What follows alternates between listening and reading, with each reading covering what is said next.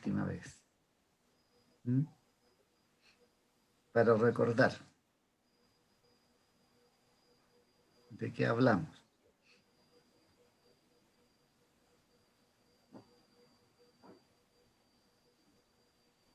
¿No se acuerda nadie?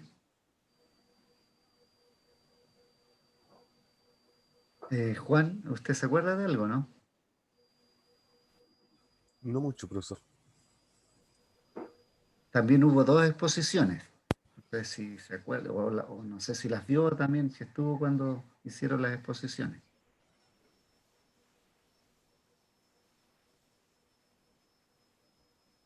¿No? Sergio, ¿se acuerda de lo que trabajamos la semana pasada, el día miércoles? Hicimos como un repaso sobre la Edad Media pequeño y seguimos Ya. pasando contenido de los tres periodos de la Edad Media. Ah, ya. La media alta, la baja, ¿no es cierto? La baja edad media y la, ¿cómo se llama? La temprana edad media. ¿Ya? Yo les dije que el texto también ese estaba ahí en EVA. Ustedes lo pueden leer porque yo hice un resumen solamente de lo que aparecía ahí. Entonces, y llegamos hasta, creo que hasta algunos matemáticos que eran importantes. Había un fraile, no sé si se acuerdan un poco, un fraile que era pobre, yo le había dicho que había sido pobre y después se fue a un monasterio para poder estudiar. ¿Se acuerdan de él o no? ¿Cómo se llamaba? También escribió un texto muy famoso.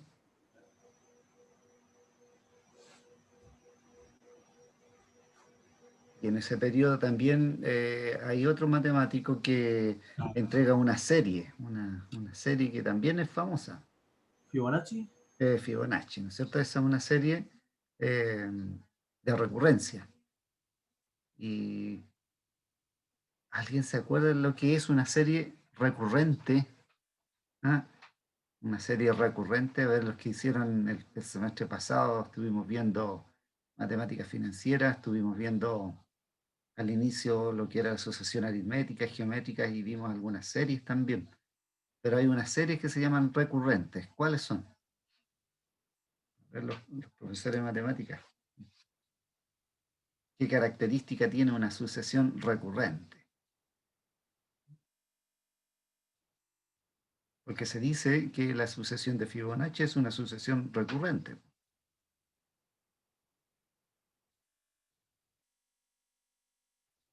No se acuerdan.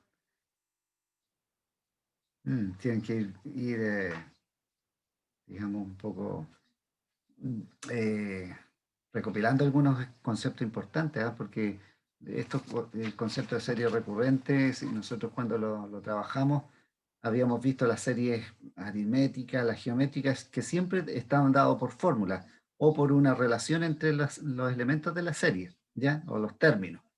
En cambio, en la recurrente significa que hay otra cosa que es importante, ¿ah? Que siempre se da una definición, po. Se da una definición de un término. Una sub n más 2, por ejemplo, igual a, no sé, 3n más 4, supongamos. Y te dan términos iniciales, una sub 0, una sub 1. Y a través de esa fórmula con términos iniciales, se llama serie recurrente, ya una sucesión recurrente. Entonces, por eso que la serie Fibonacci también se le llama una serie recurrente. ¿Ya? Eso es para recordar. También yo les había dicho que habíamos trabajado, o sea, alcanzamos a llegar, y hoy día lo vamos a retomar un poco también, eh, a este fraile que era Fray Lucas Bartolomeo Pacioli, que es del año 1400, 1500, por ahí. Y él escribió un libro que se llamaba La Suma Aritmética, y era considerada la primera enciclopedia de la época. Ya en la enciclopedia estaba todos los contenidos de matemática que hasta la época se habían desarrollado. ¿Ya? También fue un amigo de Leonardo da Vinci. y en ese libro, en el libro que él escribió, todos los dibujos que aparecen ahí, los dibujos geométricos de proporcionalidad, fueron hechos por Leonardo da Vinci. Es decir, se asoció a él para poder, eh, digamos, construir esta enciclopedia que se llama Suma Aritmética. Todavía estamos ya casi saliendo, ya entrando prácticamente a lo que es el Renacimiento, ya que es otra época que es importantísima. Pero también, antes de salir, debemos conocer, varios matemáticos hemos visto, está Fibonacci, Pacioli, también dentro de esto Oresme, que hablamos también el otro día, eh, con su obra, una obra que hablaba de la proporcionalidad de los algoritmos. También hablamos de los, eh, de los árabes que también irrumpieron en Europa a través de España y que introdujeron también todo lo que se sabía en esa época de lo que era digamos, o sea, se introdujeron los números indoarábicos, que ellos sabían ya toda la relación que se podían utilizar con estos números decimales y que dieron una gran, digamos, eh, ayuda al cálculo en el comercio. Entonces, gracias a esos números, después ya se desecharon los ábacos, todo eso que utilizaban cálculos que eran engorrosos y que a través de estos números se hacían muy simples y que también fueron introducidos por eh, Fibonacci, ¿ya? El hijo de Bonaccio, por eso se llama Fibonacci. Eh, él lo introdujo en su libro, ¿ya? Que no sé si se acuerda alguien cómo se llamaba ese libro, el de Fibonacci, y que podemos considerarlo también el primer texto de contabilidad que habíamos dicho. ¿Ah? ¿Se acuerda alguien cómo se llamaba ese texto de Fibonacci? No se acuerda mucho.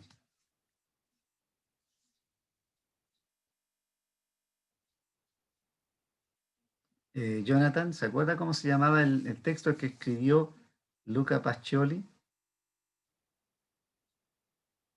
y que consideramos nosotros, o sea, que se considera en la historia que es el primer libro de contabilidad? Recordemos un poco también que eh, recorrió todo el sector de Egipto, toda la tierra de los árabes, y él trajo a Europa todo lo que era en esa época el conocimiento indoarábico, trajo los números indoarábicos, lo tuvo plasmado en su texto y que lo promulgó, digamos, él lo promocionó mucho. Sin embargo, no todos le hacían caso, lo hallaban de poca importancia lo que él había traído o lo que había escrito, pero más adelante sí, pues se le considera. ¿Mm? Vamos a tener que hacer un pequeño cuestionario por ahí para ir recordando. Ya, la suma aritmética es la de Luca Pacioli, pero el de, ¿cómo se llama? El otro, estamos hablando de Fibonacci, el otro texto,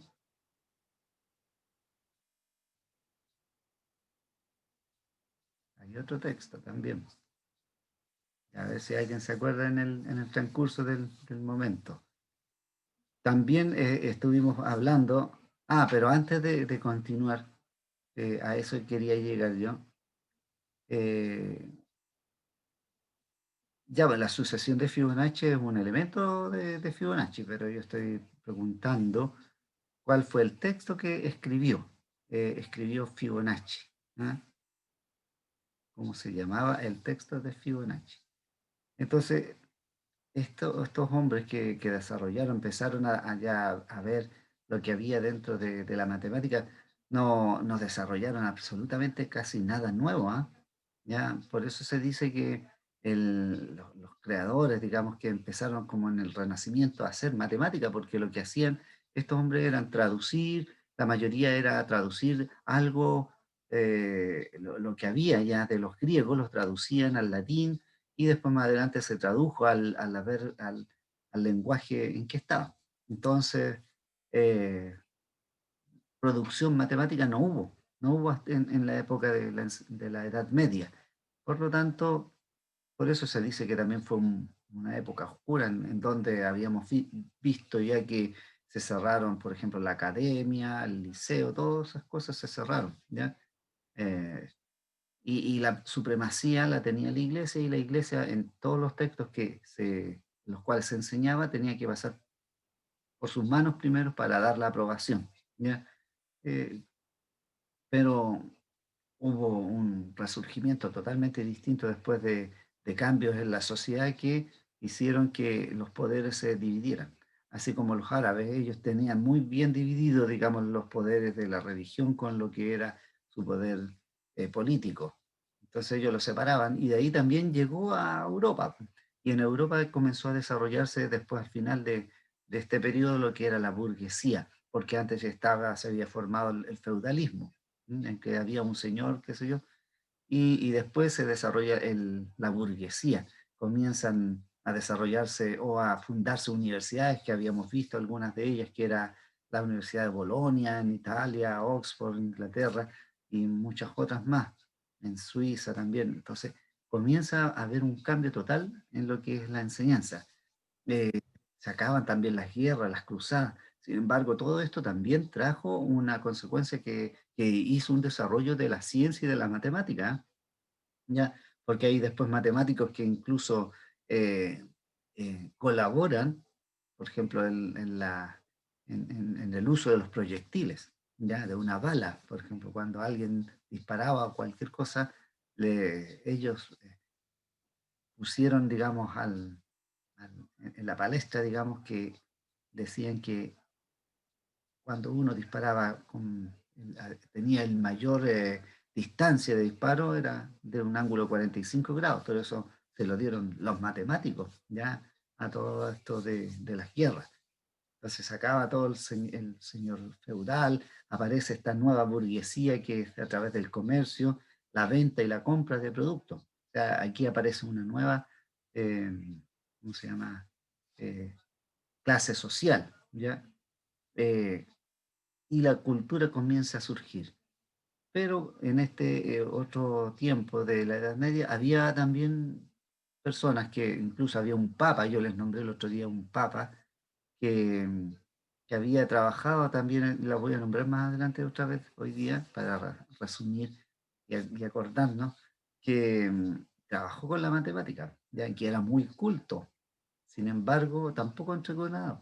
O sea, lo único que hicieron en esa época fue recordar lo que había. También el legado de los matemáticos árabes como Al-Khwarizmi, quien introdujo claramente los números indoarábicos. Eh, y también el desarrollo del álgebra, ¿ya? El término del álgebra, el término que conocemos hoy día, lo introdujo Al-Khwarizmi. Ya en los siglos XIII, XIV aparecen los matemáticos que ya le había nombrado, Fibonacci, después eh, después el libro del fraile Luca Pacioli. No solamente escribió también Fibonacci un libro, que era el más famoso. Ya se lo voy a decir ya, el, ¿cómo se llama el libro? Eh, el libro de Fibonacci era el Liber Abaci, ¿ah? O el libro del Ábaco. Ese era el libro, ese era el que yo le estaba preguntando delante, cuál era el texto que había escrito, eh, el más famoso, porque también escribió otro que se refería al Liber Quadratorum. ¿Ah? Profe, ¿puede mandarme los nombres por el chat, por favor? Bueno, se lo escribo al tiro. Iba a ser una votación. Entonces, Fibonacci,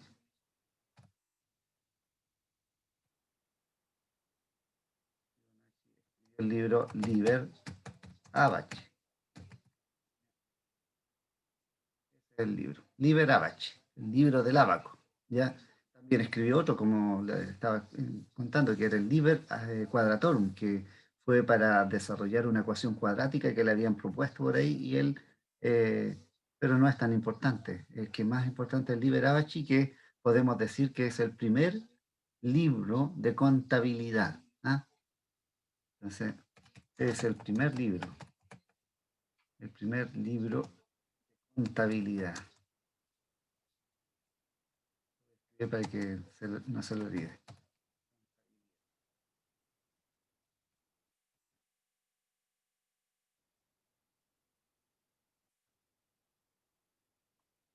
El Liber Abaci. ¿Ah? Eh, y después viene Luca Pacioli, pues Luca Pacioli, que es el libro de la suma aritmética. Entonces, Pacioli, a ver, con una C nomás, Pacioli escribió el libro Suma Aritmética. ¿Ya? Y ese es un compendio, una enciclopedia. Fue la primera enciclopedia matemática de la historia.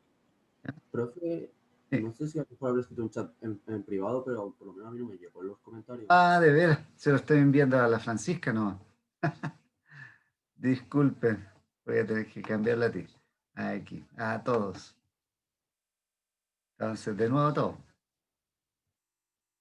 Profe, puede copiar y pegar el enunciado así no está escribiéndolo. Sí, sí, eso estoy haciendo aquí. ¿Mm? Ahora sí, aparece, sí.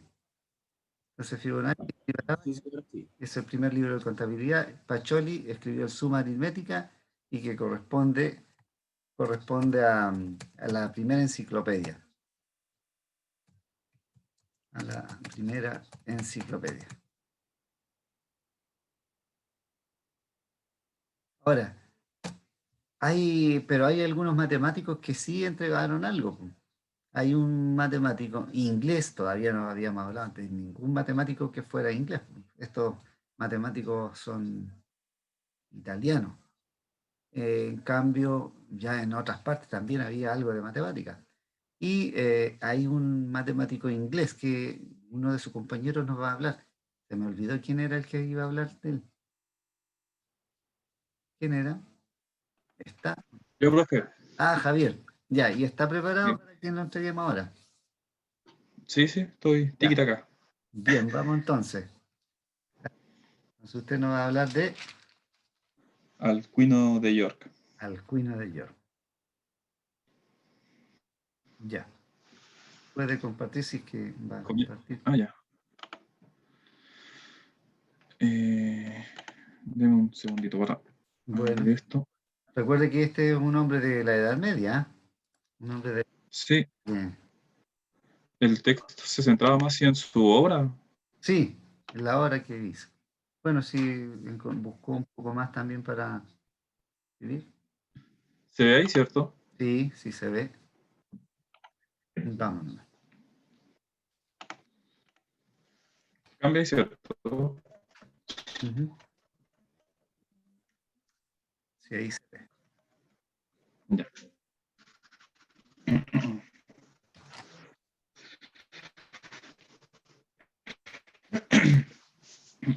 Ya. Buenos días, profesor, compañeros. Hoy día se, ¿se escucha bien, profe? Que me sale que la Sí, conexión es inestable. sí, no sé si se escucha bien. Ahora sí. Ya. Sí, Buenos días, profesor, compañeros. Hoy día les voy a hablar sobre el señor Alcuino de York. Primero vamos a ver quién es. Alcuino de York fue un teólogo matemático nacido en la actual Inglaterra en la primera mitad del siglo VIII. Él estudió en la escuela benedictina, donde también llegó a enseñar y a dirigirla. En el año 782 se trasladó a la escuela palatina en Aquisgrán por invitación de Carlomagno. En el año 796 se retiró como un abad. Los abad son los superiores del monasterio. Se retiró hacia la abadía de San Martín en Tours, donde allí falleció. Eh,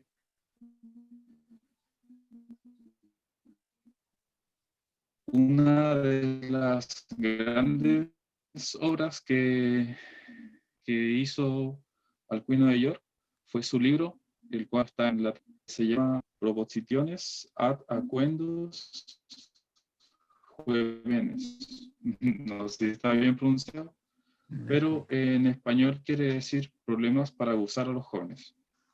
Lo relevante de la obra es que en muchos casos se tratan de problemas que aparecen por primera vez en la época.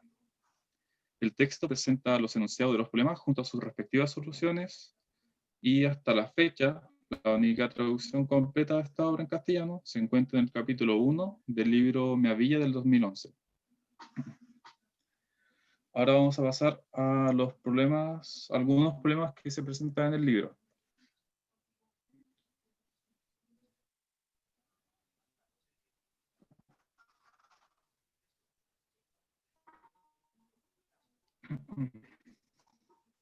Aquí ven los denominados problemas de mezcla. Ya. De mezcla constituyen el paso una de las técnicas relacionadas a relacionar. Sin embargo, con la llegada del álgebra, la solución se volvió muy más mecánica.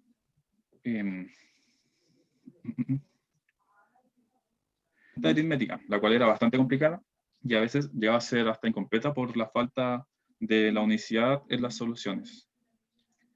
Esta obra está compuesta por 56 problemas, pero estos son solamente 8 de estos 56 problemas que están relacionados a los problemas de mezcla.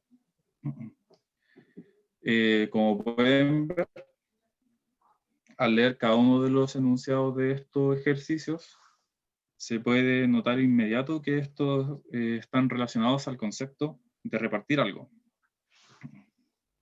Se puede decir que todos estos problemas se reducen a tener que calcular la cantidad correspondiente de cada componente de una mezcla, conocidos los precios de cada componente y el precio del valor final. Otra cosa que se puede apreciar es que algunos problemas comparten contexto e incluso comparten algunos datos. Por ejemplo, el problema 5, 38 y 39 son problemas de compra de animales y además en todos estos problemas se compra la misma cantidad de animales, que es 100. El otro grupo de problemas es el 32, 33, 33A y 34, los cuales son los problemas de reparto de maíz. Y en todos estos casos se fija la cantidad que debe recibir cada sirviente y se varía la cantidad de maíz a repartir. Como ya podrán imaginar, estos problemas poseen más de una única solución. Sin embargo, Alcuino en su obra solo entrega una de varias soluciones. Estas son las soluciones que entrega Alcuino en su obra para los 8 problemas mostrados anteriormente.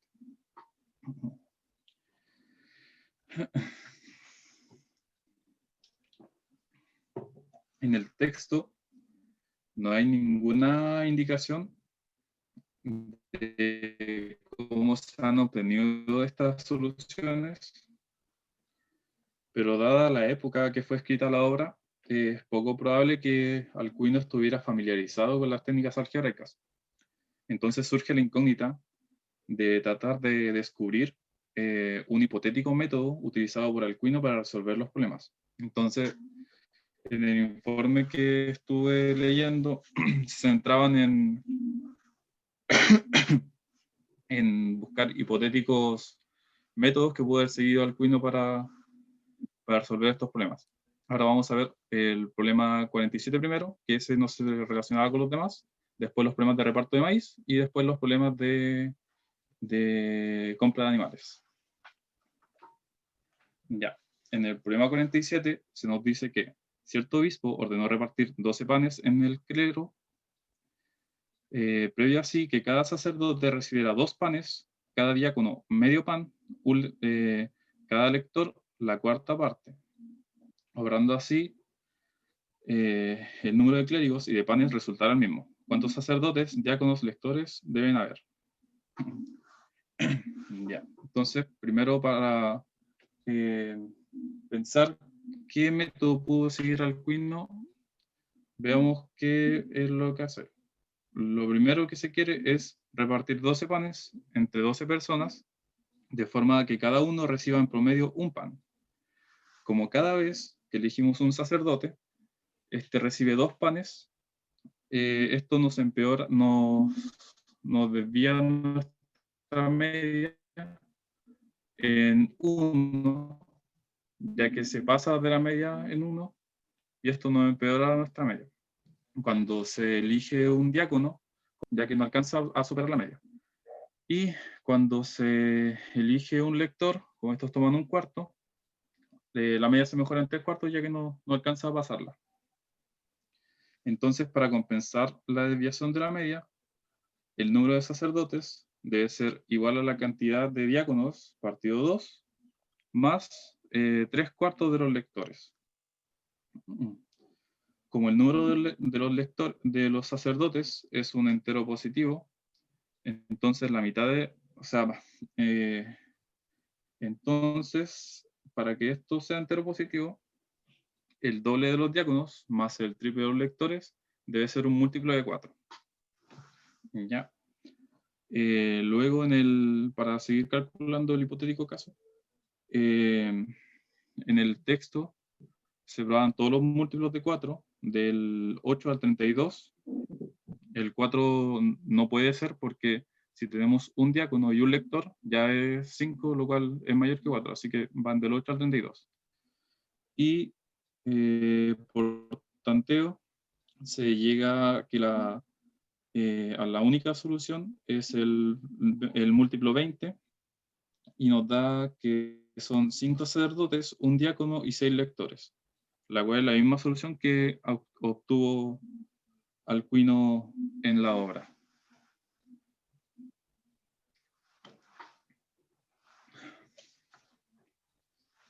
Ahora pasaremos a los problemas de maíz, donde se engloban los problemas 32, 33, 33A y 34. En este caso se puede definir una familia de problemas RDN, donde su enunciado sería: se han de repartir n nodios de maíz entre n sirvientes, de tal forma que los hombres reciben 3, las mujeres reciben 2 y los niños reciben 1/2. ¿Cuántos hombres, mujeres y niños deben de haber?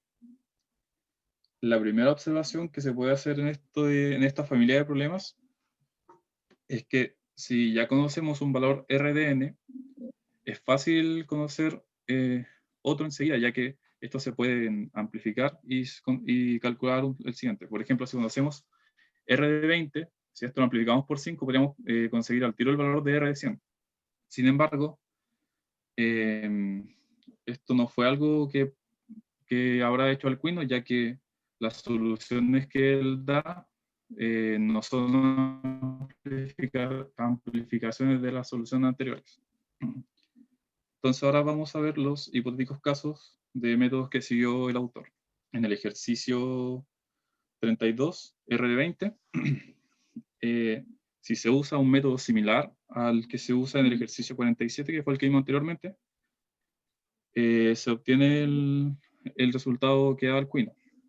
Esto es razonable, ya que además este es uno de los pocos resultados de la obra que tiene una única solución.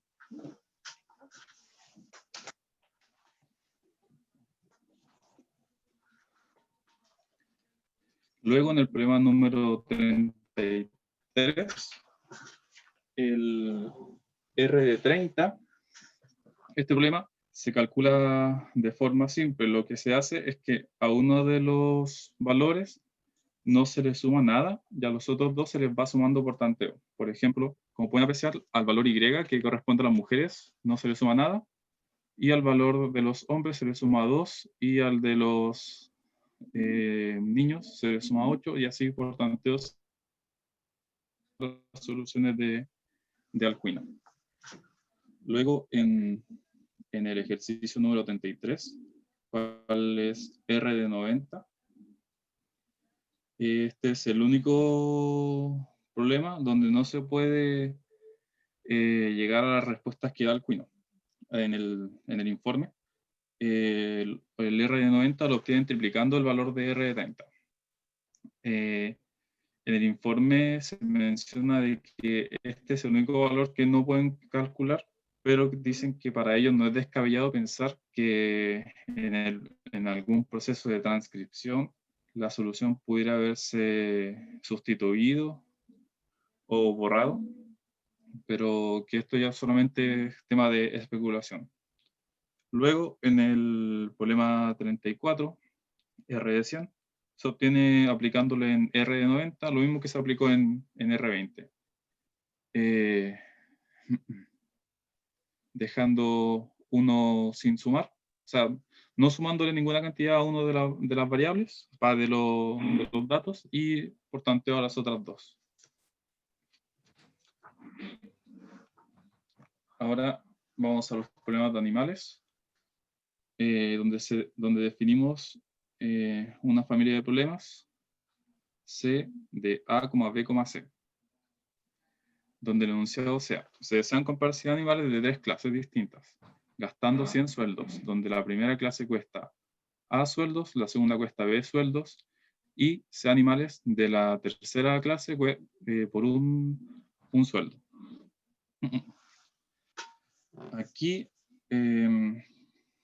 vamos a partir por el ejercicio 39 y 38, que se relacionan en que el animal de la segunda clase, del ejercicio 39 y 38, cuestan un sueldo, lo cual es igual a nuestro precio medio. Entonces, el método que se ocupa aquí para calcular las soluciones de Alcuino es que compran se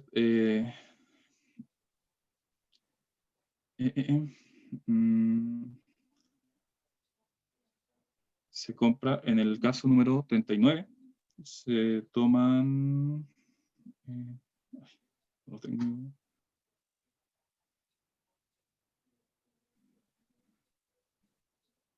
Ya. En el caso 39, por tanteo, se toman 19 animales del primer tipo, que son los camellos, que se compensarán con 80 del tercer tipo. Y el resto de animales se rellena con animales del segundo tipo que valen un sueldo hasta llegar a los 100. En el ejercicio 38 se hace exactamente lo mismo, solamente que en este caso los animales del primer tipo se deben compensar con 48 29avos del tercer tipo. Y el ejercicio número 5, ese ya es un poco más complejo, ya que las 3 clases de animales afectan en la media, así que se estudia la relación por separada de las clases.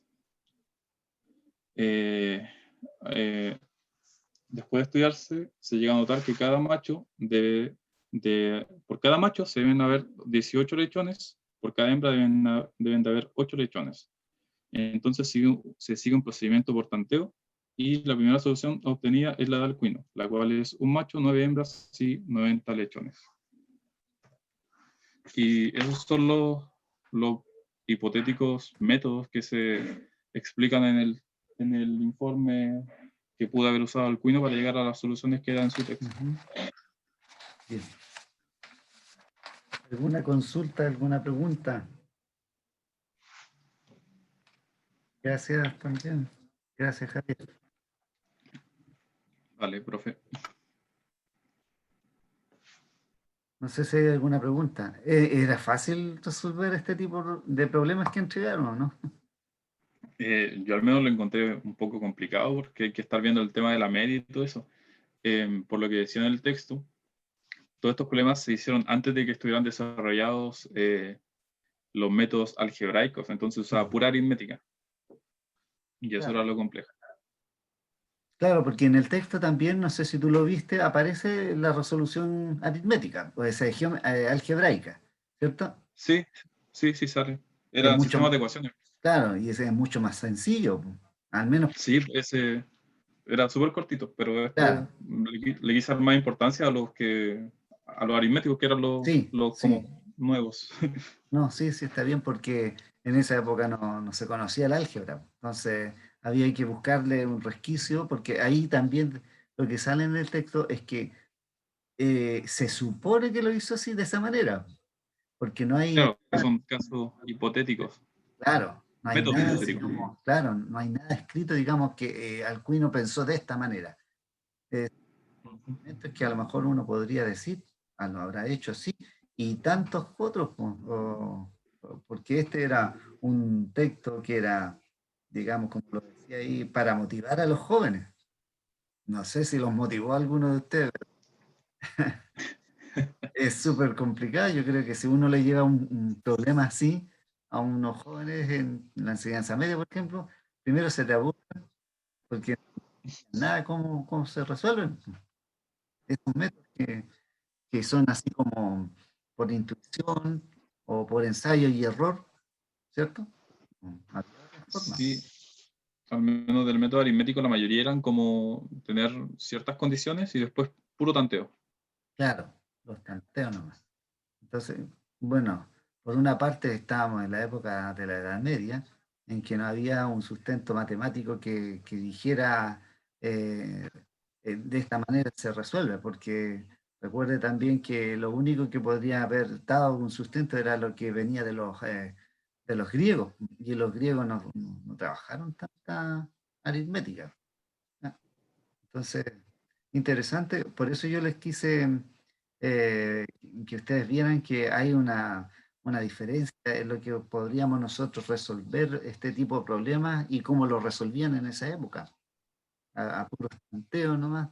Así que eh, para eso, digamos, era, digamos, que yo quería que vieran a este hombre un inglés que, además de ser matemático, era teólogo, ¿ah? Teólogo. Y nuevamente nos lleva a lo que en esa época yo les decía, que como la iglesia tenía todo el poder, que era un benedictino, y que al final se hizo un abad, ¿ah?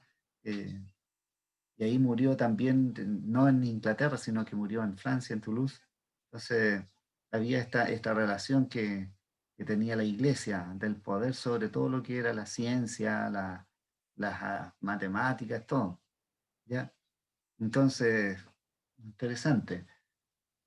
Sin embargo, los árabes resolvieron todo ese problema y ellos entregaron un montón de elementos que incluso hoy día nosotros lo podemos manejar. Y hay algunas cosas interesantes que no sé si ustedes saben, ¿ah? Pero se cuenta, por ejemplo, que los árabes, ¿no es cierto? Porque ellos hicieron un legado de los hindúes, ¿cierto? Y los hindúes, bueno, entregaron todos sus conocimientos y lo adoptaron los árabes y después desarrollaron lo que son los números indoarábicos. Pero para eso también voy a escribir aquí un poco para que ustedes lo vean, que es una de las posibles numeraciones que nosotros conocemos, la numeración árabe, ¿eh? Que es una teoría, no es que sea verdad, pero es lo que se dice que podría haber sucedido. Entonces, voy a compartir. Por ejemplo, una de las posibles razones de la numeración árabe tiene razón con lo siguiente. Lo voy a ir dibujando para que ustedes lo vean. Veamos, ¿dónde están los dibujitos? Aquí. Entonces voy a dibujar el número 1. Yo creo que esto lo saben, sí, pero el número 1. El número 1 siempre, cuando uno lo escribe, ¿no es cierto?, tiene un angulito. Y ese ángulo, este angulito que está aquí, es por la razón que dicen que lo llamaron o lo escribieron como el numeral 1, ¿ah? Por el ángulo. Después el número 2, que no era así curvo como nosotros lo conocemos, sino así como una Z, ¿no? Ese eran 2. Ahora, y el número árabe, el 2, es como al revés, ¿ah? Si ustedes buscan en textos, el número árabe es como está dado vuelta, pero que después lo invirtieron y es el que conocemos. Entonces está dado a través de los ángulos que aparecen aquí, po. el ángulo 1 y el ángulo 2. Por eso el número 2. Después el número 3. El número 3 tenemos ahí, parece el símbolo de la sumatoria, ¿no? Ahí, el número 3 porque tiene 3 ángulos también. Tendría el ángulo ahí, el ángulo acá y el ángulo ahí. Los voy a ir dibujando mejor para que ustedes los vayan viendo. Ese angulito ahí, ese ángulo de acá, ahí, y el ángulo de acá. Y este tenía 2. Ahí, ahí, y el ángulo del 1 ahí. Entonces hacen referencia a los ángulos. El número 4, bueno, el 4, si lo dibujamos, sería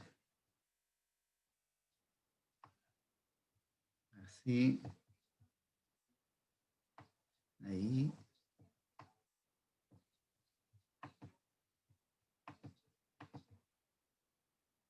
y ahí.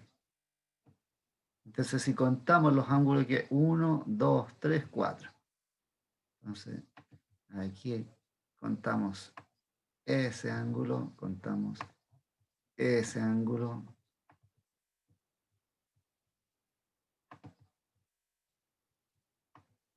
Va, no me quiere dibujar.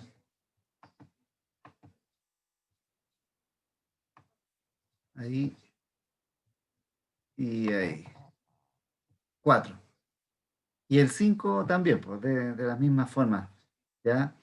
El 6, el 7, el 8 y el 9, porque tienen la cantidad de ángulos que uno va determinando. ¿Mm?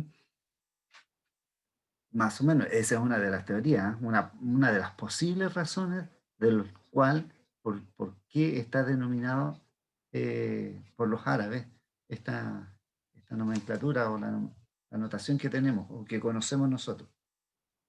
Entonces, voy a continuar ahora con el contenido. Yo los voy a invitar también a que puedan ustedes, voy a salir de aquí, ustedes pueden hacer los otros números, búsquenlos en textos del origen de la numeración. Creo que ya habíamos hablado cuando trabajamos con los indoarábicos, habíamos nombrado algo de esto, pero búsquenlo porque ahí está en la relación con los ángulos. Voy a escribir aquí en el chat un texto que es de Historia de las Matemáticas, de Eric Bell, del cual voy a hacer referencia ahora. Historia de las Matemáticas.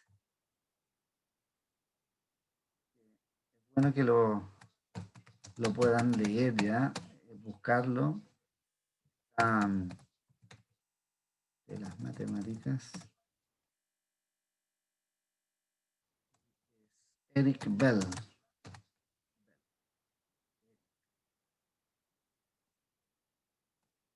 Ahí está. ¿Ya? ¿Dónde lo pueden encontrar? Bueno, lo pueden buscar en la biblioteca digital. ¿Ya? Ahí en elibro.net ustedes lo encuentran. Libro, porque ustedes tienen acceso a la biblioteca de la UNO, ¿cierto? Yo creo que sí, pues. Elibro.net. Ahí ustedes lo encuentran. Son muchos capítulos, más o menos en la página, estoy leyendo más o menos la página 90 a la 140 por ahí, aparece lo que estamos conversando ahora. Y del texto que yo les voy a hablar es un poco también de la matemática europea que va desde Boecio hasta Santo Tomás. Boecio. Voy a ver ahora aquí los nombres. Boecio, de Boecio a Santo Tomás.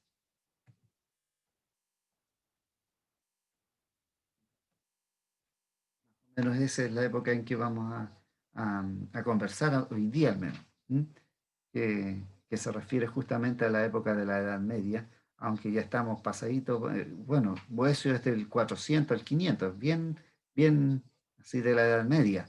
Ya después Santo Tomás ya mucho más contemporáneo, o sea, de la época ya del Renacimiento, prácticamente la era del Renacimiento. Entonces hay todo un tiempo en que hay varios sabios de la época, digamos. Igual hay sabios, como ya le había contado, la mayoría eran sacerdotes.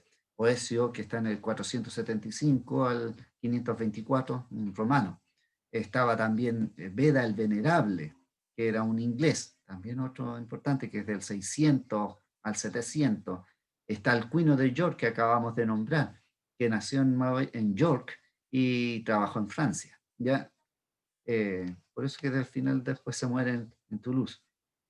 Pero nos queda también completo sin nombrar a Santo Tomás, Santo Tomás que fue un teólogo también y que de alguna manera proveyó a lo que es la matemática un poco, porque hizo un aporte bastante significativo en la parte filosófica, sobre la cual se desarrolló toda la ciencia después.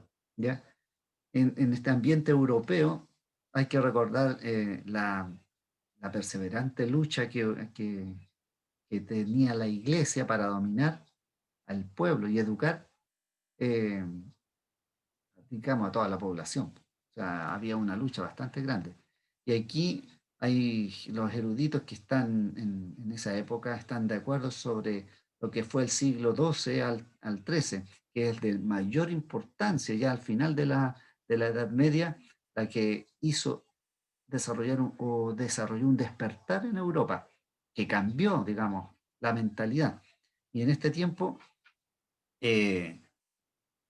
en este tiempo, para empezar, la matemática no tenía ninguna importancia, porque acuérdese que cuando se cerró la academia y todo esto eh, por la iglesia, no querían nada con esto, entonces se cerraron las escuelas filosóficas, todo lo que hablara de ciencia.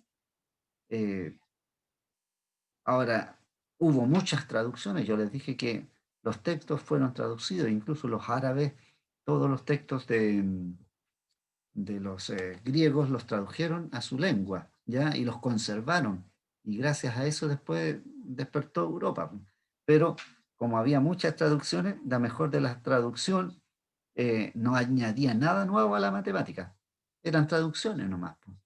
Como a lo mejor traigo un libro en inglés, o yo hoy día le iba a presentar también un video en inglés para que lo hubiésemos visto, a ver si alcanzamos a ver, que habla un poco de la matemática árabe, ¿no?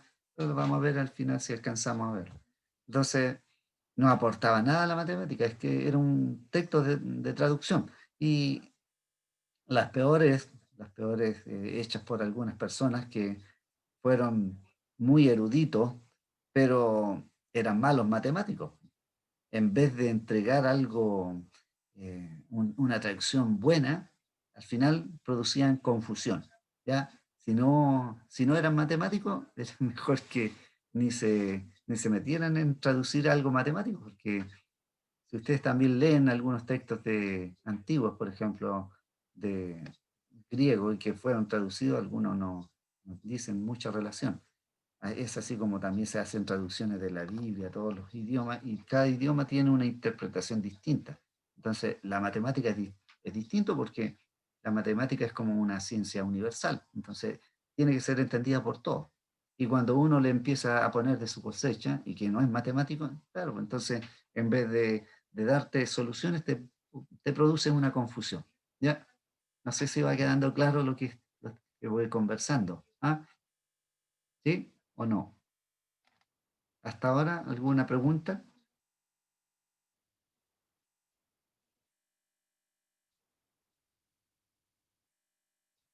Bueno, voy a hablarle también aquí de un papa, ¿no? Que yo les había dicho ya que lo había nombrado adelante, al inicio, que se llamaba Gerberto. Lo voy a escribir aquí, Gerberto.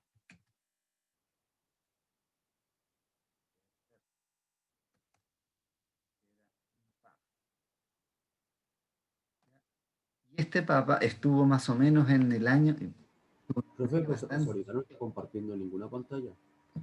no, lo estoy poniendo en el chat, lo puse en el chat por si acaso. Eh, Este papa estuvo en una época más o menos álgida, en el año 999, pasando al 1000. Entonces, ¿qué creen ustedes que habrá pasado en esa época? ¿Se acuerdan aquí cuando pasamos del 1999 al 2000? ¿Qué se decía? ¿Alguien me podría decir? Porque usted no... Que el mundo Se iba a se acabar el iba mundo. a acabar. El mundo se iba a acabar. ¿Y qué otra cosa más? Como las cuestiones futuristas, ¿no? Claro, claro. Se iban a pasar muchas calamidades, uno que se iba a acabar el mundo, otro que, etcétera. Lo mismo pasó en el año 999, pues, al pasar al 1000. Entonces este papa que estaba justamente en esa, que era muy culto, ¿ah? Era de los más sabios en esa época, pero incluso en esa época él fue acusado de colaborar con el diablo, así se decía, ¿eh? Colaboraba con el diablo, porque como era muy culto, entonces eh, se decía esto. Y, y como este traspaso del año 999 al 1000 fue más o menos crítico para toda la gente de lo que podía suceder, este escribió sobre la visión y sobre el cálculo en un ábaco de las materias que relacionaban esto, y lo relacionó con algunos cálculos de números poligonales, ¿ah? Ese ahí está, historia de la matemática. Muy bien. Usted lo bajó, qué bueno. Entonces, compiló todo lo que es la geometría de Boecio, ¿ya? La compiló. Y Boecio era un geómetra, ¿ya? Que estaba al inicio esta, de la época medieval. Y Boecio tomó todos los textos griegos y los trabajó. Entonces, los textos más elementales de Boecio fueron los que marcaron, digamos, el paso a todo lo que es la matemática en la época de la Edad Media. Ahora, Boecio, ahora hablando de Boecio, porque Guilberto sí fue como una pasadita nomás. Él tomó lo de Boecio y lo compiló en las poligonales y dio algunas respuestas respecto a lo que podía pasar y que no era nada de lo que se decía, pero se basó un poco en los textos de Boecio. Y este Boecio exponía de una manera desnaturalizada lo que era el quadrivium. ¿Se acuerda del quadrivium? ¿Qué era el quadrivium?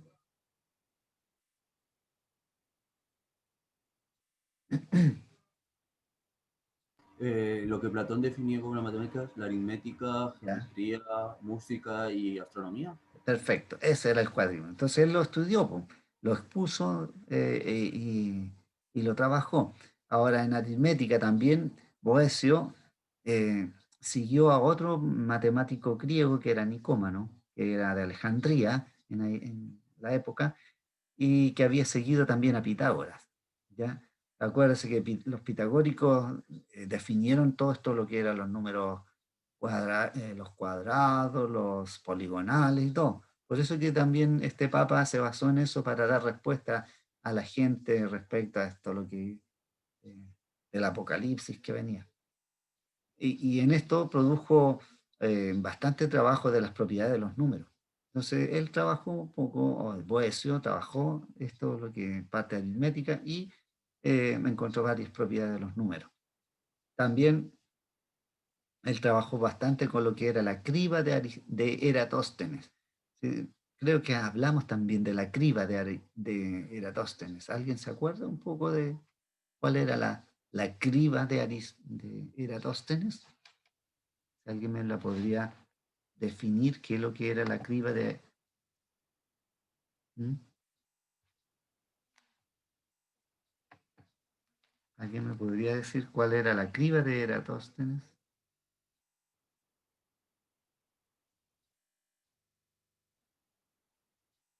¿Nadie? ¿No se acuerdan?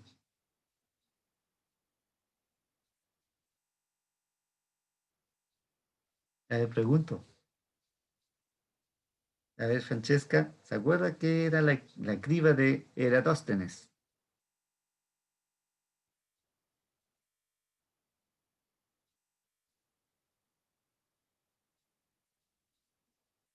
Francesca.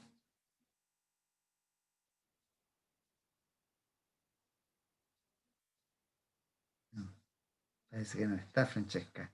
A ver, Javier, Javier Sandoval. ¿Ah? ¿Qué era la criba de Eratóstenes? ¿Era algo relacionado con los números primos o no? No Perfecto. recuerdo bien. Sí, eso, de los números primos. Y por si acaso se ve en séptimo, octavo básico por ahí, ¿ah? Que utilizan para determinar todos los números primos. ¿Ya? La secuencia del 1 al 100 van determinando a través, por ejemplo, cuáles son los múltiplos de 2 y van tarjando todos los que son los múltiplos de 2 hasta que del 1 al 100 aparecen todos los primos. ¿Ya? Esa es la criba de Eratóstenes y que la utilizó también este hombre Boecio. Eh, bueno, también usó una aportación y que tuvo bastante influencia de las matemáticas, este hombre, en la traducción latina que hizo del sistema de la lógica aristotélica. Eso fue importante porque la lógica hasta esa época no estaba muy tomada en cuenta. Entonces, hizo varias aportaciones este Boecio y que están al inicio de lo que era la Edad Media. Sin embargo, todo esto da origen, recuerden que también en esa época, se había también, en la época de la Edad Media, se, se olvidó de lo que era el sistema deductivo, ¿ah? Que había determinado la geometría euclidiana o la geometría griega. O sea, se olvidaron todo lo que era el sistema deductivo.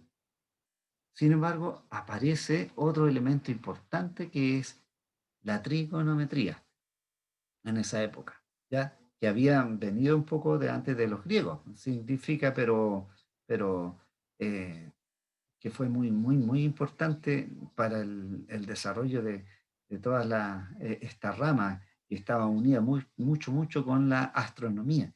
Entonces, la trigonometría, uno sabe lo que significa, ¿o no? ¿Qué significa literalmente la trigonometría?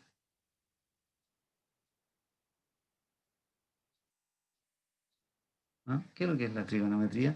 La definición, digamos, literal. Sergio, ¿usted sabe lo que significa trigonometría?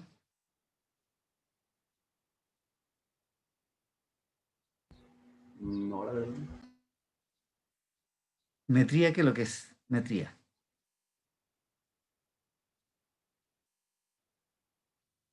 Metría es medida, po. Y trigo, del triángulo. No va a ser el trigo, del triángulo. Entonces, medida del triángulo, po. Eso es digamos, el significado literal de lo que es trigonometría. Medición del triángulo. ¿Ya? Cuando ustedes estudiaron trigonometría, ¿qué es lo que le enseñaron? Le enseñaron a calcular las razones trigonométricas, po, ¿o no? Demostraron el triángulo rectángulo y calcularon cada una de las razones trigonométricas. Entonces, en el fondo era eso, y el significado venía en eso. Y recuerde que esta trigonometría es muy antigua, aunque no estaba tomado así como trigonometría, porque después se separa, digamos, de la astronomía, porque los egipcios ya la habían ocupado. Y la astronomía griega necesitaba de la geometría esférica. Y esto hizo esta combinación de la geometría esférica y lo que que llevaba a las observaciones y que lo que llevó a lo que hoy día conocemos las funciones trigonométricas, ¿ya? Usando entonces la geometría esférica. Los, los griegos comenzaron a desarrollar lo que era la trigonometría. Y Ptolomeo, en el siglo II, resumió en el libro más importante que él escribió, que era el Almagesto, las características principales de la geometría esférica, sobre la cual se basó la trigonometría. Y entregó un método para el cálculo aproximado de lo que vienen a ser lo que hoy día también conocemos como las tablas de los senos, ¿ya? Entonces, desde ahí se inicia también todo el conocimiento que tenemos también de estas tablas a través del Almagesto, ¿eh? En el Almagesto de Ptolomeo, en el siglo II. Pero retrocedí harto tiempo, ¿eh? Se supone que estábamos hablando de la Edad Media y me retrocedí. la trigonometría plana fue, digamos, el suplemento de lo que es el cálculo de la trigonometría, ¿ya? La trigonometría esta que era plana, y de la trigonometría esférica. Por lo tanto, estos elementos que aparecen vienen como consecuencia, digamos, de la incorporación de las razones que trajeron los hindúes, ¿ya? Y los árabes, ¿m? Y los cuales perfeccionaron lo que es la trigonometría, que hasta esa época era poco conocida y que la manejaban más los que usaban la astronomía, ¿ya? Entonces ellos la perfeccionaron y la interpolaron haciéndola más precisa. Y los árabes, sobre todo ellos, adoptaron y desarrollaron en esta trigonometría a la hindú, o sea, la incorporaron a la trigonometría hindú. Y no sé si se acuerdan, también nosotros habíamos hablado cuando trabajamos con los hindúes, ellos tenían tablas trigonométricas y la habían escrito. Y el primer progreso más notable se debió a un astrónomo que era un árabe que se llamaba al-Baltani. Al-Baltani. Es en el siglo IX aproximadamente. Y este, que era un astrónomo, eh, digamos, usó estas tablas de los senos, ¿ah? De los senos que estaban, y también definió la tangente y la cotangente. Imagínense en el siglo IX, cuando no había tanto progreso matemático, y sobre todo que estábamos en el oscurantismo, estábamos en la Edad Media, pero él definió estas tablas usando los senos, las tablas de los senos de los hindúes. Lo usó este árabe. Por eso es que importante, los árabes traen bastante conocimiento. Y después en el siglo X se calculan las otras dos últimas tablas, que son las tablas o que constituyen las razones trigonométricas de la secante, la cosecante, las que aparecen después. Bueno, en esta se señalan algunas fases en el nacimiento de la trigonometría y como disciplina separada, porque después hay una separación de la trigonometría con lo que es la matemática, que son la mayor parte, o sea, al inicio, estos los árabes, ¿no? Que en el siglo X, Abul Gefa, que es otro árabe, sistematizó toda la trigonometría que había en ese tiempo, la que se conocía, y la redujo a un sistema deductivo, ¿ya? Entonces, este hombre es Abul Gefa. Lo voy a ir anotando mejor para que ustedes en el chat. Abul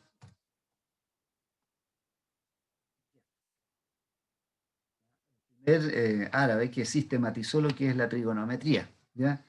En la época del siglo X. Después otra de las fases en la cual se va desarrollando la trigonometría está el texto, hay otro texto árabe que, que hace de la trigonometría una ciencia independiente y que es un astrónomo y que se llama este hombre también, ¿cómo se llamaba este hombre? Nasir Eddin. Nasir Eddin. Nasir Eddin. Otro árabe. Creo que sigue escribiendo por interno algo. Otra vez. Ay, hoy día ando traspapelado.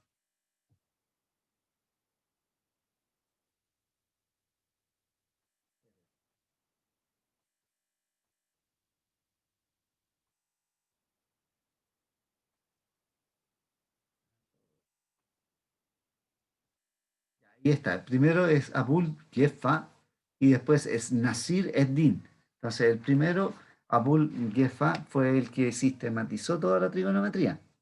Y Nasir Eddin fue el primer texto de trigonometría como ciencia independiente. O sea, separó esta de, de la astronomía, sobre todo.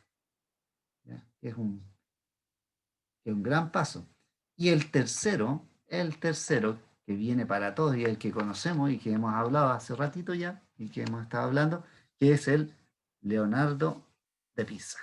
¿Ya? El tercero sería Leonardo de Pisa.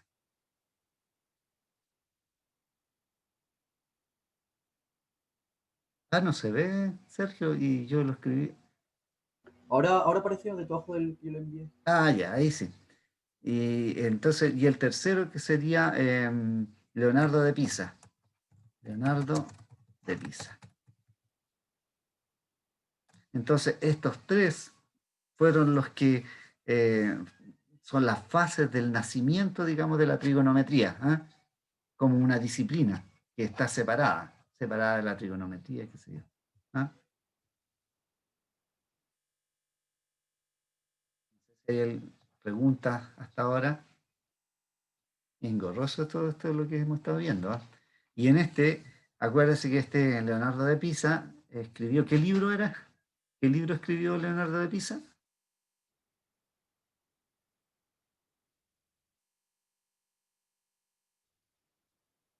¿Se le olvidó ya otra vez? Sí, ya lo nombré delante. ¿Cuál era el libro que escribió Leonardo de Pisa?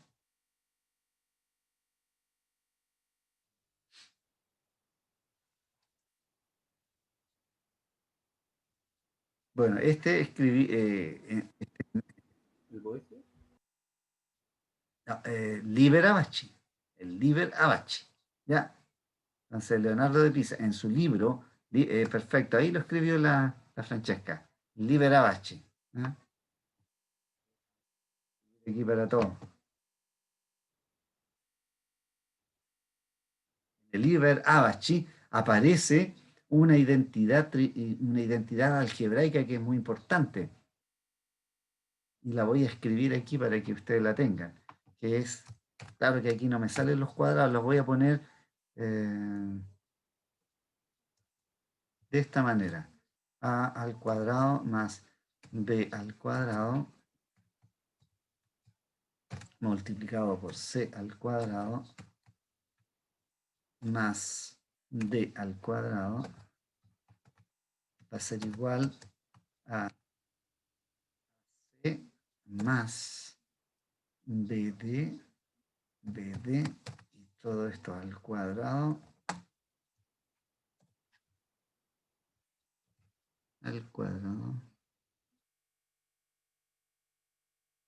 más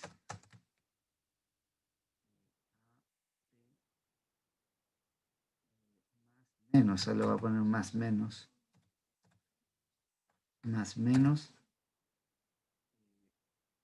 C al cuadrado.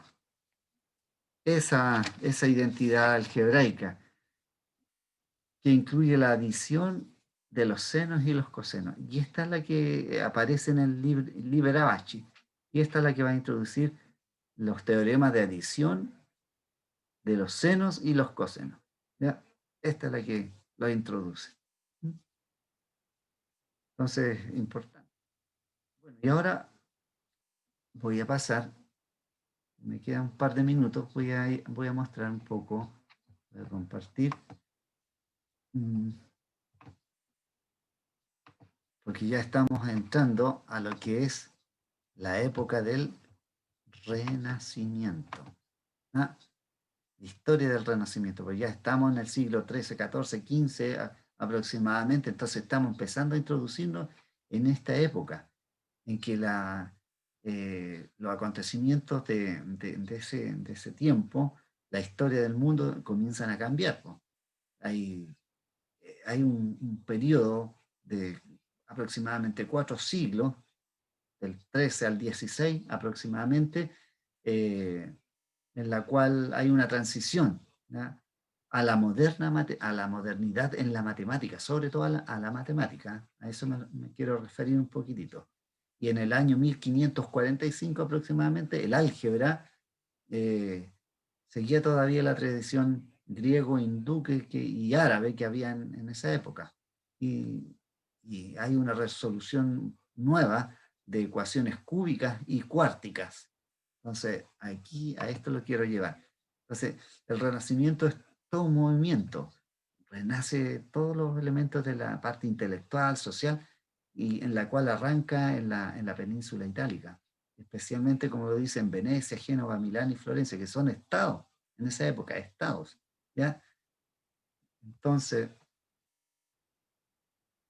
hay un equilibrio con el poder de la Iglesia Católica centrado en la ciudad de Roma. O sea, esta vez ya a haber cambios, porque en esa época, un poco antes, en el 1400, está todo lo que es la reforma luterana. Entonces ahí se produjo la primera escisión en la Iglesia Católica. Entonces hay una separación.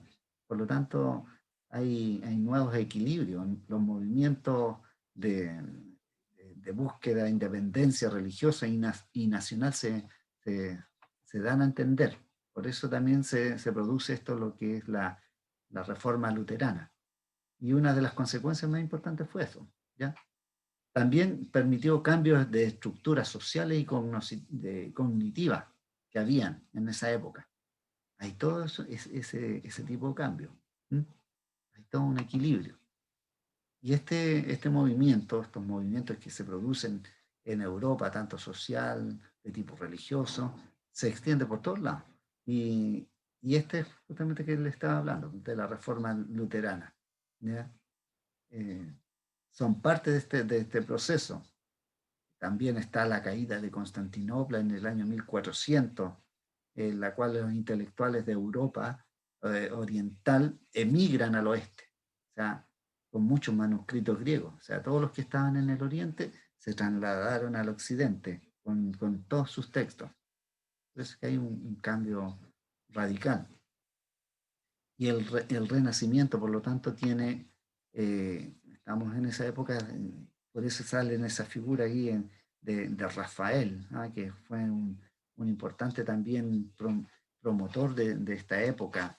Rafael, que dibujó muchas pinturas en el Vaticano, y es una de las que aparecen. ¿Se acuerdan que yo le había dicho? Aparecen todos los sabios griegos, salía Sócrates, Platón, Aristóteles, Euclides, Pitágoras, la mayoría, y sale en una figura, o sea, en una pintura. Entonces, el Renacimiento tiene muchas nutrientes, y una de las primeras fue la preocupación por la naturaleza, es decir, nace un nuevo elemento de la crítica al mundo intelectual, y en este siglo se multiplican los contactos europeos con los trabajos griegos a través de los bizantinos. Los bizantinos son los que desarrollaron, o sea, se llevaban todos los textos griegos al occidente, ¿ya? Y ellos eran los que poseían una más gran cantidad de documentos griegos, justamente. Entonces, eso fue el gran impulso que hubo. Y el Renacimiento entonces encuentra con la antigüedad clásica nutriente importantísimo. Primero, una preocupación por la naturaleza. O sea, se hace o se desarrolla el humanismo, ¿no? En esa época, una perspectiva vitalista, humanista. Y en segundo lugar, los nuevos elementos permiten una crítica del mundo intelectual dominado por la escolástica. Sigamos. Y aquí aparece la pintura que yo le había nombrado. Y desde un punto de vista social, la presencia de todos los trabajadores, empleados pagados, artesanos, clase mercantil, se tradujo en un impulso de exploraciones geográficas alrededor de los siglos XV y XVI. Entonces, por ejemplo, la otra vez yo le había dicho que en el año 1492, creo que fue cuando Colón llegó a las costas de América. Entonces, eso también trajo un impulso tremendo a toda la ciencia, inclusive a la matemática, porque en esa época, gracias a todo el estudio de los planos que se habían desarrollado, permitieron también que muchos hicieran esta travesía, ¿ya? El uso de las estrellas, de las constelaciones, que les dio un gran impulso. La matemática estuvo ahí, muy a la par, ¿ya? No fue solamente con los conocimientos que habían, o sea, el uso de los vientos, la brújula, el astrolabio, todo eso impulsaron a lo que hoy día se conoce de esa época. Entonces desarrolla una actividad de los llamados humanistas, que tratan de establecer una crítica de las obras griegas y romanas, que ya lo había dicho. Y fue difícil entonces el ingreso en Europa de trabajos matemáticos en esa época, que, por ejemplo, las obras literarias, la filosofía o de la ciencia. Y la complejidad o dificultad de textos griegos como de Euclides, Arquímedes, hacía difícil que se pudiera apreciar el valor de estas obras.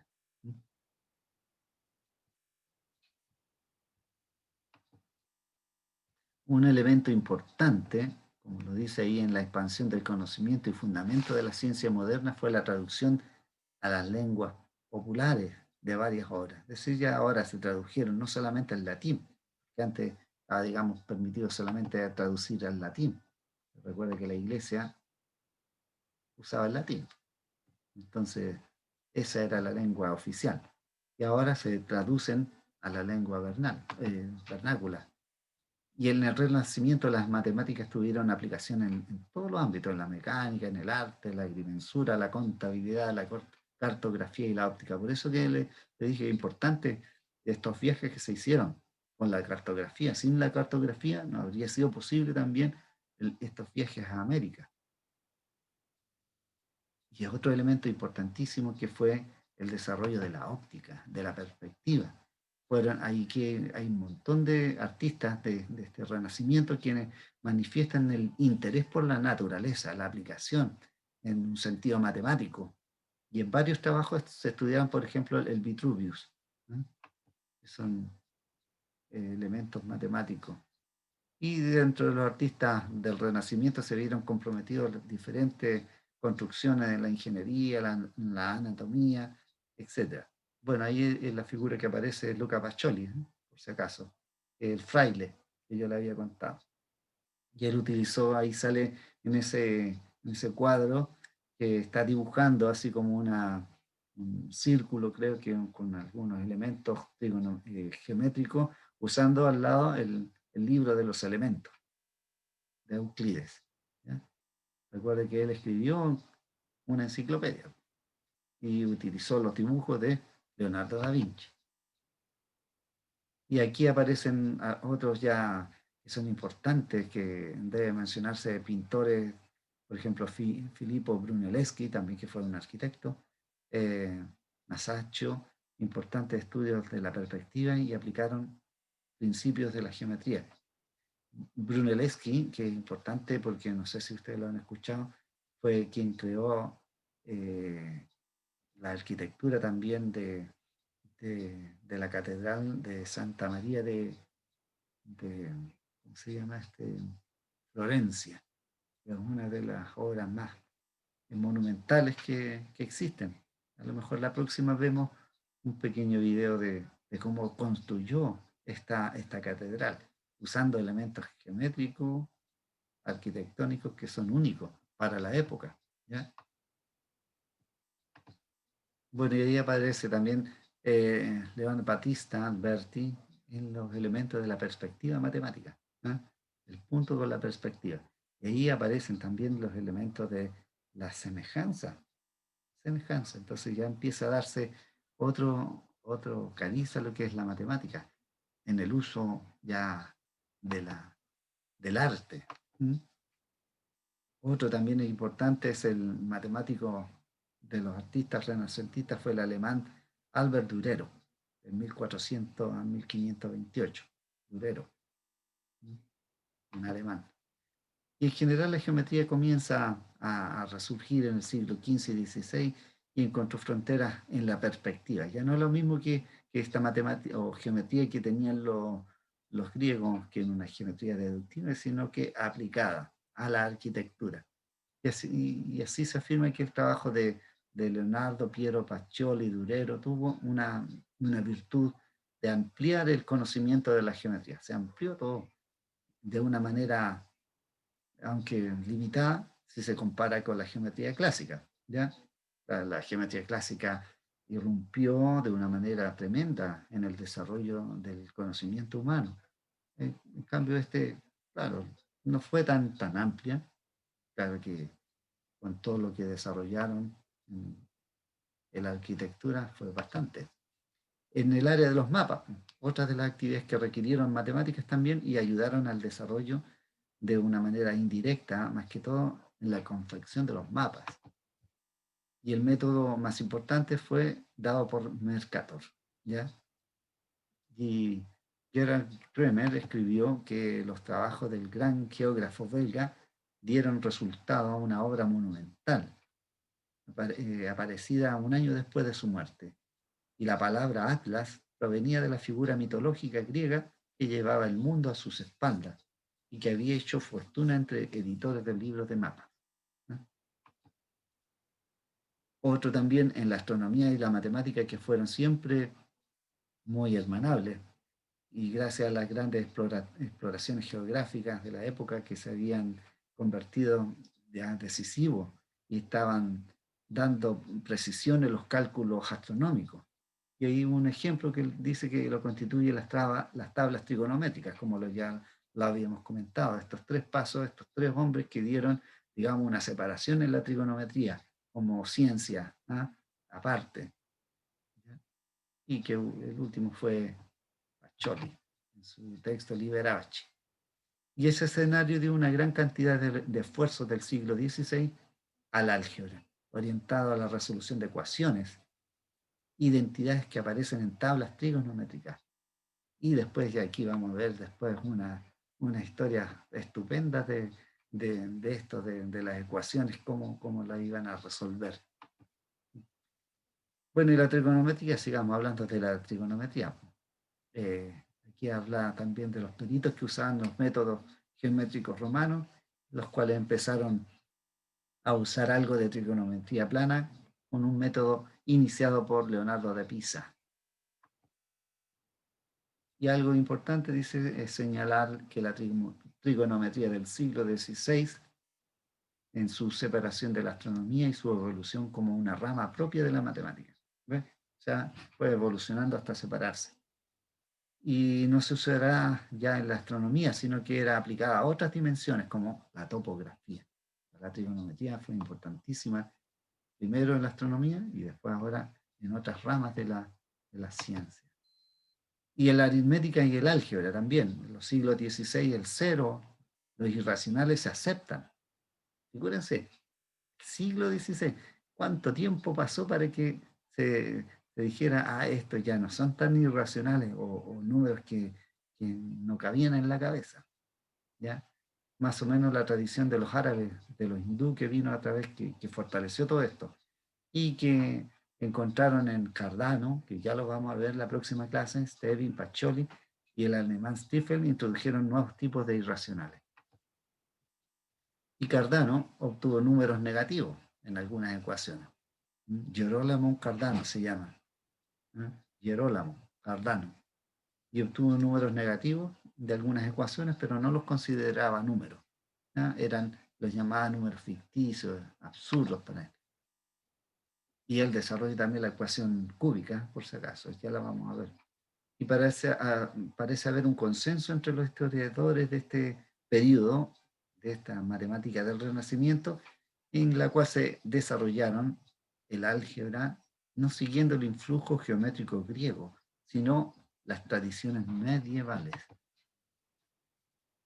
Bueno, y Descartes también aparece como el artífice de la regla de los signos para las raíces, que más adelante sí, pero lo nombré ahí nomás. Y también establece el método moderno para encontrar raíces racionales de los polinomios. Ustedes conocen las raíces de Descartes, del método Descartes. Ustedes lo vieron en el primer curso de álgebra, vieron todas las raíces racionales de un polinomio, ahí aparecen, ¿ya? Viene a través de este. Y otro resultado interesante de la época también el uso del triángulo Pascal, que ya lo habían desarrollado los hindúes y los chinos. Bueno, y los logaritmos, ya que sería lo último, puede decirse que es el resultado más relevante de la aritmética en el siglo XVI y XVII. Y fue John Napier quien los desarrolló, ya al terminar el siglo XVI, analizando la correspondencia entre las progresiones. Y otro matemático que también trabajó logaritmos fue Henry Briggs, quien sugirió el 10 como una base, simplificando las cosas y crea tablas de logaritmos. Bien, y eso está tomado todo lo que acabo de hablar en el libro de Ruiz. Entonces estoy haciendo ahora una mezcla, ¿no?, de textos, porque es importante que no solamente nos basemos en un texto, sino que en varios. Bueno, eso fue harto, ¿eh? Muchas cosas que hablé hoy día. No sé si, ojalá que hayan anotado algo, porque es así un cúmulo de cosas interesantes.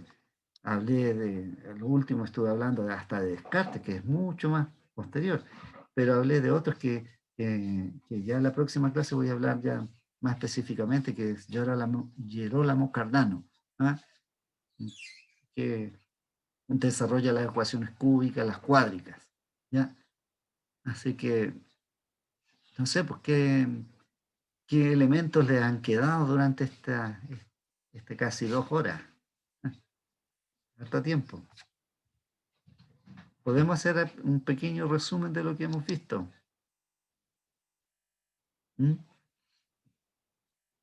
Antes de cerrar la sesión de hoy día. Sergio. Se empezó a volver a utilizar las matemáticas y no se vio como del demonio. Claro. Y yo hablé también de algo importante de la trigonometría, ¿no es cierto?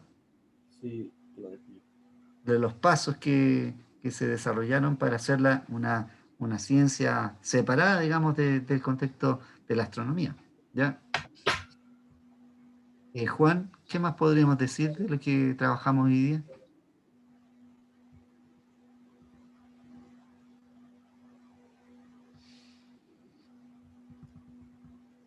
Para ir cerrando ya el que trabajamos. ¿Qué época empezamos a introducir hoy día ya?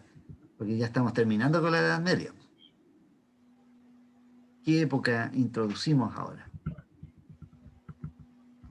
A ver, Jonathan, ¿en qué época vamos ya?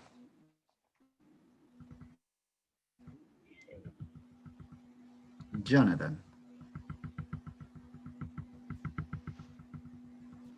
Uy, parece que no contestan. A ver, ¿En la Javier. moderna, profe, o no? ¿En el año 1000 había dicho? Sí, ¿En la pues. moderna? No, no, ¿Dijo que porque... iba en el año 1000? Sí, no, pues. ¿No? No, pues, porque estamos hablando ya del siglo XVI, porque fue un periodo, yo dije que en el año 1000 fue cuando estaba el Papa Gerberto, que lo había nombrado por ahí, lo escribí, que había dicho Ah, sí, de este cambio. Pero después seguimos sí, avanzando, hasta llegar ahora a lo que es el Renacimiento. ¿Ah? ya Renacimiento. me había quedado con eso del Papa. Claro. Entonces, el Renacimiento da un desarrollo tremendo. Mire, ahora vimos cómo la trigonometría se hizo, eh, digamos, se separó de la matemática como ciencia, de la astronomía. Ya empiezan a haber elementos nuevos. Eh, se- Hay un impulso de la geometría también en la perspectiva, en la construcción, en la arquitectura. Entonces hay toda una gran variedad de cosas nuevas y que lo trajo en el Renacimiento. ¿Ya? Pero vamos a seguir hablando ya la próxima clase. Así que nos estaríamos viendo el miércoles. ¿Ya? No sé si hay alguna duda, pregunta antes de terminar. ¿No? Ya, pues. Nos vemos entonces. Cuídense harto. Chao, chao. Chao, chao, profesor, que vaya bien. Adiós. Chao, profe, que esté bien. Chao. Igualmente. Adiós.